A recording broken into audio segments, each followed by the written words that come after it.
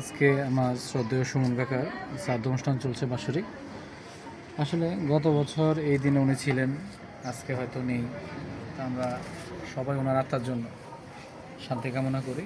আসলে আমি জানি না মানুষ মারা গেলে কোথায় যায়, তারপরেও বিশ্বাস অনুযায়ী আমরা সবসময় মনে করি যে উনি স্বর্গে।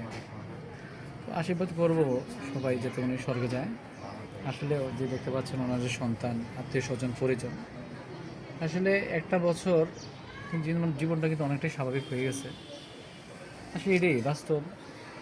আমরা যখন একসময় মারা যাব, আমাদেরকে মানুষ আস্তে আস্তে ভুলে যাবে। কিছু বিশেষ দিন আছে, ওই বিশেষ দিনগুলোতে কিন্তু আমাদেরকে মনে রাখতে হবে। আর বাদ বাকিটা সময় কিন্তু আমরা দেখতে পাচ্ছেন আমার কাকার মতো আসলে ফ্রেমের মতো বন্দী থাকবো। এটি আসলে পৃথিবীতে মৃত্যু আছে, জন্ম আছে, মৃত্যুও আছে, এটাই বাস্তব।